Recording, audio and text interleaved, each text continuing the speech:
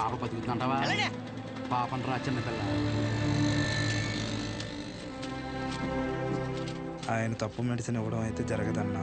ఏం జరిగిందో ఏంటో.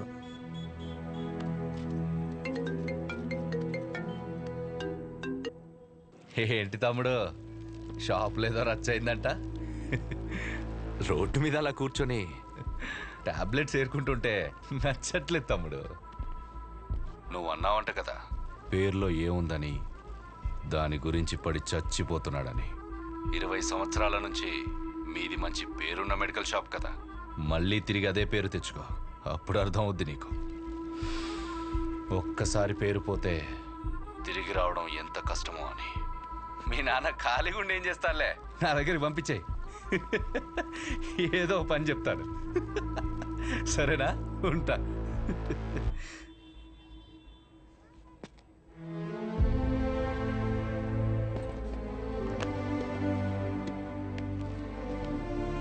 రే, ఒక గంట షాప్లో ఉంటావా? బయటికి వెళ్ళి వస్తాను. ఎక్కడికి నాన్న? ఆ పాపను ఒకసారి చూసి వస్తాను. మా వాళ్ళు అక్కడే ఉన్నారు నాన్న. పాపకి బాగానే ఉందంట. మిమ్మల్ని ఇంట్లో డ్రాప్ చేసిన తర్వాత నేను వెళ్ళి చూసి వస్తాను. ఇంటిగా? ఇప్పుడు దేనికి రా? మీరు పదండి నాన్న, కావాలంటే మళ్ళీ వద్దాం.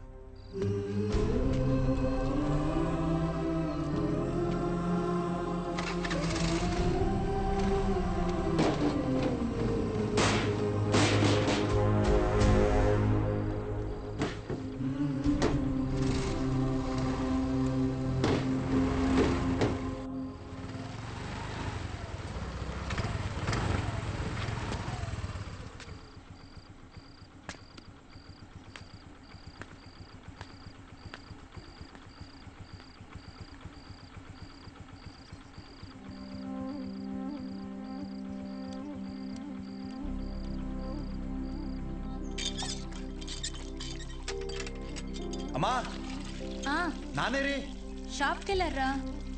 సర్లే, స్నానం చేసిరా, టిఫిన్ పెడతాను.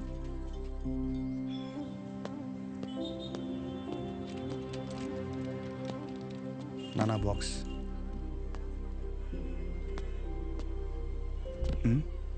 పొద్దున్న నుంచి ఎవరు రాలేదన్నా.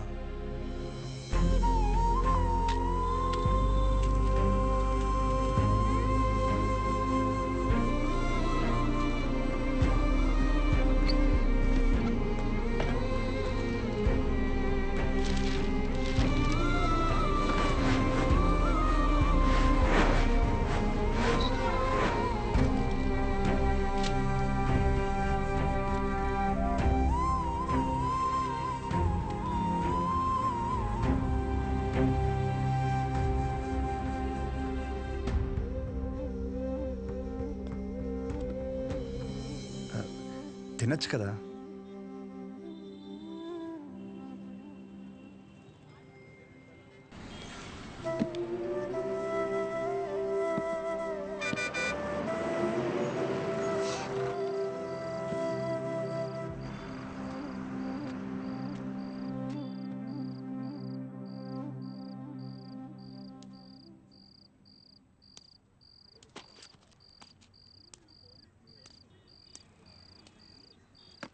ఇంజక్షన్ ఏం వద్దులేండి, మీకు ఇవ్వాల్సిన 50 రూపాయలు ఇద్దామని వచ్చాను.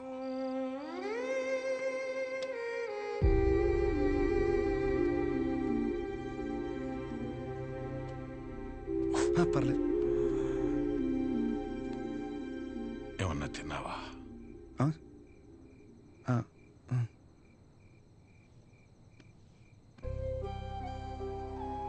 నువ్వు పుట్టిన 5 ఏళ్లకి షాప్ పెట్టానురా. అప్పటి నుంచి ఇప్పటి వరకు ఆర్థికంగా ఆదుకుంటూనే వచ్చింది.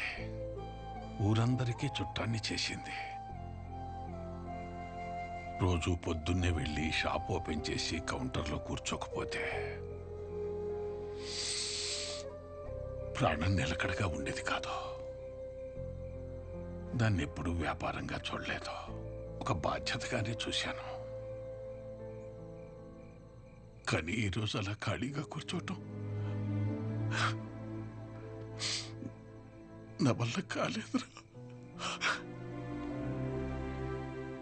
పస్తులతోనైనా కూర్చోగలం, కానీ పని లేకుండా కూర్చోలేం. అలా మందులిస్తూ చెయ్యాడకపోయేసరికి నాకుండే ఆడలేనంత పని అయిందిరా. వదిలేను నాన్న, కొన్ని రోజులకి అన్నీ నార్మల్ అయిపోతాయి.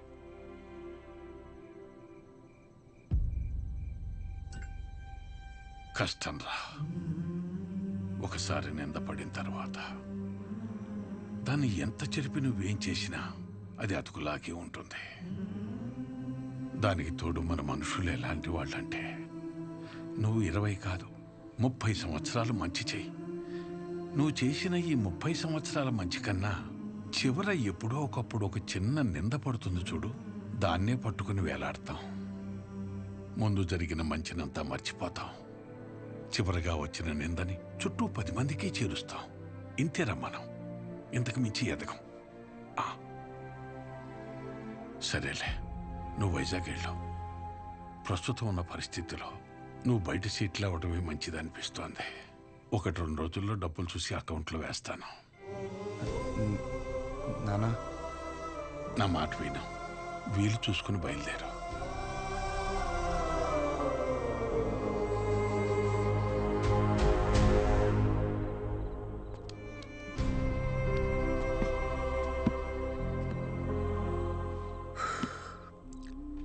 నాకు ఊహ తెలిసినప్పటి నుంచి ఆయన ఇంట్లో కంటే షాప్లోనే ఎక్కువ ఉన్నారా.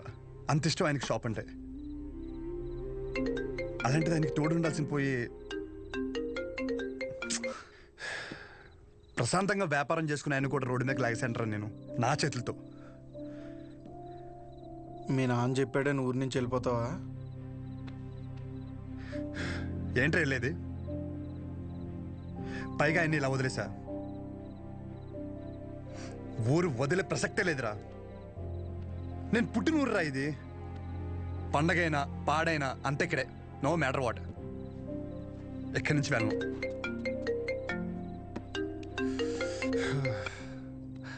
సజా, నాకు అసలు మూడు బాగాలేదు, రేపు మాడతా. రేపు మాపు అని ఇలా ఎన్ని రోజులు ఏదో ఒక వంకతో గెంటుకొస్తావు. నాకు స్లోగా నీ మీద నమ్మకం పోయేలా చేస్తున్నావు. ఓహో, సరే అయితే ఒకటి చెప్తా. నువ్వు మీ నాన్న గురించి ఎలా ఆలోచిస్తున్నావో ఇక్కడ నాకు ఒక బాబు ఉన్నాడు, నేను కూడా ఆయన గురించి ఆలోచించాలి. నేను ఇంకో మాట కూడా చెప్తాను నీకు. నేను ఊరు వదిలిపెట్టే సమస్య లేదు. నేను రాను ఎక్కడికి. This is my last call. ఉంటా. ఉండు, నువ్వు అక్కడే ఉండు, నేను ఇక్కడే ఉంటా. ఏమైనా చేసుకో. Good bye.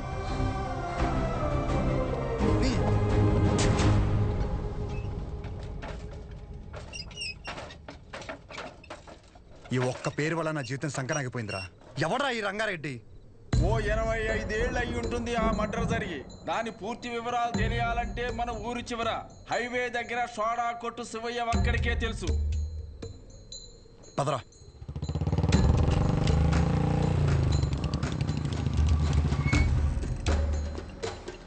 ఏం కావాలి? మీతో కొంచెం మాట్లాడాలి. నాతోనా? ఏమిటో చెప్పండి. ఆ రంగారెడ్డి ఎవడు? ఎలా పోయాడు?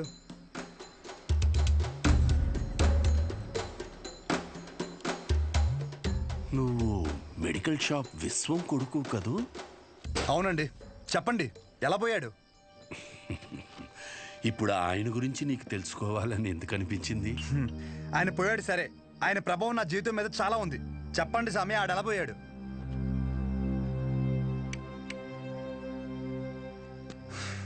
ఇంత పని అవద్దు కానీ డైరెక్ట్గా మరి కొడుక్కి ఫోన్ కొడదాం. ఒక్క నిమిషం. వాళ్ళ అబ్బాయి నీకు తెలుసా? తెలుసు. చెప్పండి, వాడెవడో చెప్పండి. నువ్వు ఆయన ఎవరు అని తెలుసుకుంటే ఆయన్ని ఎవడు అని పిలిచే అవసరం ఉండకపోవచ్చు. ఒక మనిషి తాలూకు ఆవేదన తన సొంత బతుకు మీదైతే అది వాడి జీవితం అవుతుంది. కానీ అదే మనిషి ఆవేదన తన చుట్టూ ఉండే 10 మంది కోసమైతే అదే రంగారెడ్డి జీవితం. 6 అడుగుల మనిషి.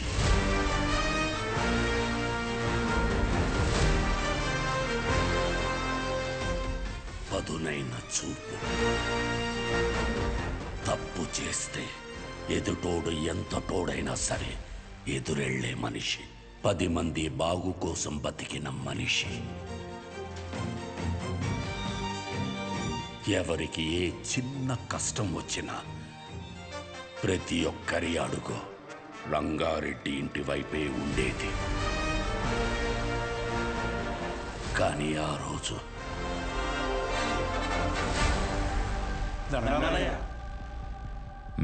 గుర్రం సెంటర్లోని షాపులు ఖాళీ చేయమంటున్నారయ్యా. ఈ విషయం నాకెందుకు చెప్తున్నారు? ప్రతిదానికి నాకేంటి సంబంధం? నేను చేయలేను. కావాలంటే కోర్టుకెళ్ళండి. మా గురించి మీరే మాట్లాడాలయ్యా. కష్టం, నేనేం చేయలేను. ఇబ్బంది పెట్టకండి, బయలుదేరండి. అయ్యా షాపులే మాకు ఆధారం అయ్యా. అయ్యగారిని నమ్ముకుని వచ్చాం కదరా. కోర్టుకి లెటర్ పెట్టుకోవాలా? ఇది మనకు తెలీదా? ఈ మాత్రం దానికి షాపులు కట్టేసి వచ్చాం. రంగా, అనుక్షణం నువ్వు వాళ్ళ గురించే ఆలోచిస్తావు. అలాంటిది వాళ్ళు తిట్టి పంపించేశావు. ఏమైంది నీకు? జనాలకు ఏదైనా సమస్య వచ్చినప్పుడు ఒకడండగా ఉన్నాడంటే వాళ్ళు పోరాటం మర్చిపోతారు. సమస్య వచ్చిన ప్రతిసారి వీడి వైపు చూస్తారు. జనాల కోసం ఒకడు బలంగా నిలబడితే అది బలం అవ్వదు, బలహీనత అవుద్ది. సమస్య వస్తే వాళ్ళు దానికి ఎదురెళ్ళాలి, కానీ ఒకడి కోసం ఎదురు చూడకూడదు. పద, బండితి. ఎక్కడికి? ఎమ్మెల్యేని పలకరించొద్దాం. రా. షాపులు మొత్తం ఖాళీ అవ్వడానికి ఒక 20 రోజులైనా పడుతుంది. షాపుకు లక్షించి దండం పెట్టేయడమే. మీరు క్యాష్ రెడీ చేసుకోండి. ఎవరు అదే?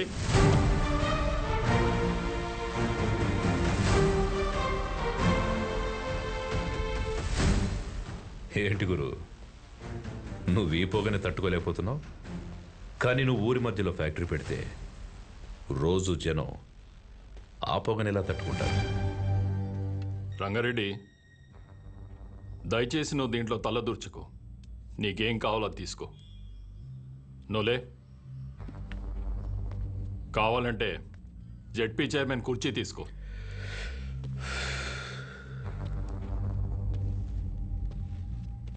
నేను జనాల కష్టాలు మాట్లాడడానికి వచ్చాను.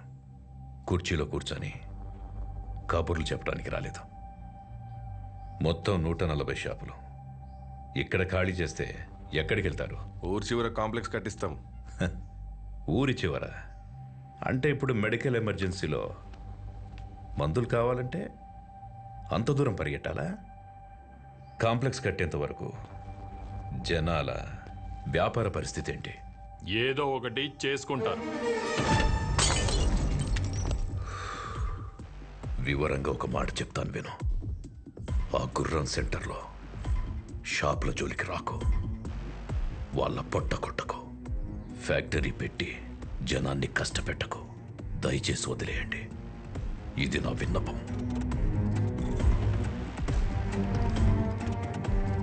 రంగారెడ్డి, నీకు కుర్చీ విలువ తెలియదు. సముద్రం ముందు కాళ్ళు పెట్టి సముద్రం నా కాళ్ళు పట్టుకుందని సంబరపడ్డావనుకో, ఒక పోటులా వచ్చి మొత్తం పట్టుకెళ్ళిపోద్ది. నేనేదో కాళ్ల బేరానికి వచ్చానని ముందడుగు వేసావనుకో, మొహమాటం లేకుండా చంపేస్తా. చూడు గురు, నాకు బెదిరించడం రాదు. బెదిరించడానికి రాలేదు, నిజం మాట్లాడా అంతే.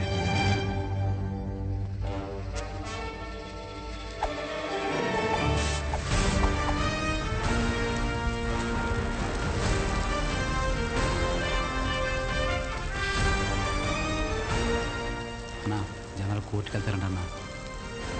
అన్నా, జనాలందరూ కోర్టుకు వెళ్తారంట. ఫ్యాక్టరీ ప్లాన్ లేదని జనాలకు చెప్పే అన్నా.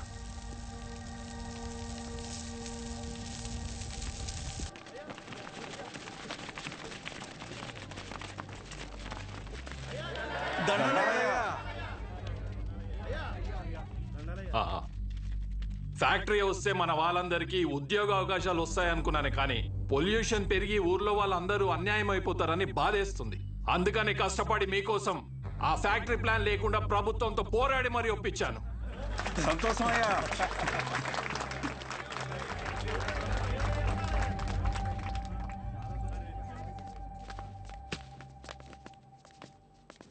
25 కోట్లు కమిషన్ ఇస్తానన్నాడ్రా. 4 ఎలక్షన్లకి సరిపడే డబ్బు. ఈ నా కొడుకు ఊర్లో ఉంటే ప్రతి దాంట్లో ఏలు పెడుతూనే ఉంటాడు. వీడి చేసేది స్లోగా జనాలకు తెలిస్తే ఆపడం కష్టం. ఏదో ఒకటి చేసి వీడిని ఆపాలి. సరే అన్న. వాణ్ణి ఏదో ఒకటి చేశాక అప్పుడు తిప్పు. అప్పటి వరకు మీస మీద చెయ్యేస్తే నరికేస్తా. ఈ ఆనందంలో అమ్మవారికి నైవేద్యం పెట్టుకుంటున్నాం, మీరు తప్పకుండా రావాలయ్యా. తప్పకుండా. సంతోషమయ్యా. నమస్తే నమస్తే అయ్యా. Happy birthday to you. Happy birthday Nani. మీ నాన్నగారు నీకేం గిఫ్ట్ తీసుకొచ్చారు చూడు. Hey cycle. అరే రేపు పొద్దున్న తొక్కుకుంటూ కానీ రా.